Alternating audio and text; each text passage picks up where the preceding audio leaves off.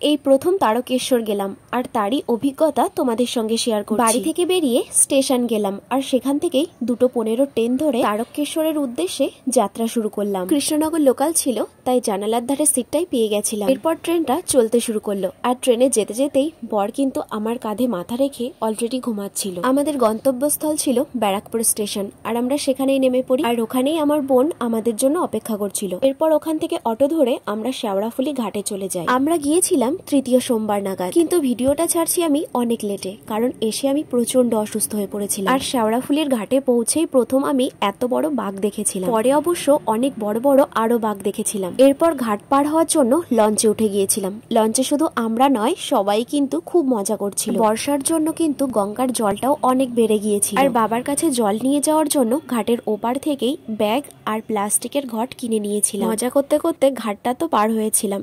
এইবার ছিল আসল মজা। এখন আমার বলতে হাসি পাচ্ছে, কিন্তু তখন আমার ভীষণ কান্না পাচ্ছিল। যে ঘাট থেকে আমরা জল তুলবো ঠিক করেছিলাম, সেই ঘাটের সামনে এতটাই ভিড় ছিল যে কোনো মতো প্রাণ বাঁচিয়ে ফিরে আসতে পেরেছি, কারণ ভিড়ের ধাক্কাতে অনেকেই পড়ে যাচ্ছিল। আর যারা নিচে পড়ে যাচ্ছিল তাদের তো হাত পা ভাঙবে নিশ্চিত, এমনকি তারা বাঁচবে কিনা তারও ঠিক। এই ধাক্কা ধাক্কিতে বোন পায়ে ব্যথা পেয়েছিল আর বরেরও কিছুটা পা কেটে গেছিল। এরপর অন্য একটা ঘাটের থেকে স্নান করে জল তুলে যাত্রা শুরু করলাম। এরপর সবার সঙ্গে বেশ ভালোই যাচ্ছিলাম। এত লোক, আমি তো ভাবছিলাম মন্দিরে পৌঁছে বাবার পুজো দেব কি করে। যাই হোক, বাবার নাম করতে করতে যাচ্ছিলাম আর যেতে যেতে যে সেবা আশ্রমগুলো ছিল সেখান থেকে যে খাবারগুলো দিচ্ছিল সেখান থেকে কিন্তু আমরা খাবার নিয়েছিলাম। আর আমরা বিশ্রাম নিতে নিতেই সারা রাস্তা গিয়েছিলাম। আর যেতে যেতে এই থিমগুলো কিন্তু অসাধারণ ছিল আর সাথে বাঘগুলোও কিন্তু দারুণ ছিল। প্রথমে 15 থেকে 16 কিলোমিটার হাঁটার পরে যেই না বিশ্রাম নিয়েছিলাম, তারপর থেকেই পায়ের অবস্থা প্রচন্ড খারাপ ছিল। মাটিতে পা ফেলতে পারছিলাম না, পায়ের তলাটা প্রচন্ড জ্বালা করছিল। প্রচন্ড কষ্ট হলেও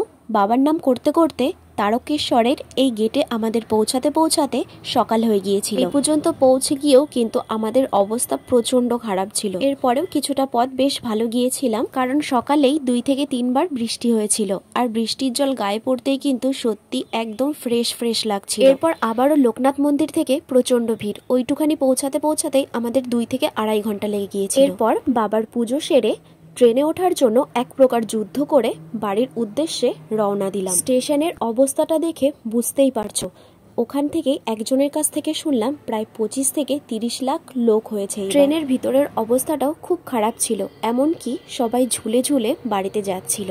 আমার তো দেখে প্রচন্ড ভয় লাগছিল। এরপর শেওড়াফুলি পৌঁছে সেখান থেকে একটু গঙ্গা জল নিয়ে নিয়েছিলাম বাড়ির জন্য। আর আমাদের সারাদিনের খাওয়া দাওয়া বলতে আমরা নিরামিষ ভাত খেয়ে নিয়েছিলাম আর খাবারগুলো এতটাই বিচ্ছিরি ছিল যে আমরা খেতেই পারিনি। আর আমাদের সঙ্গে সঙ্গে কিন্তু এই বাঘটাও আসছিল। আর এই বাঘগুলো যারা নিয়ে যায় না, সত্যি তাদের প্রণাম করা উচিত। খালি হাতেই পৌঁছাতে আমাদের এত কষ্ট, আর ওরা এত ভারী ভারী বাঘ নিয়ে কি করে তাহলে যায় বোঝো। যাই হোক, এতটা কষ্ট হচ্ছিল, তখন ভগবানকে বলছিলাম বাবা ক্ষমা করো, আর আমি আসবো না।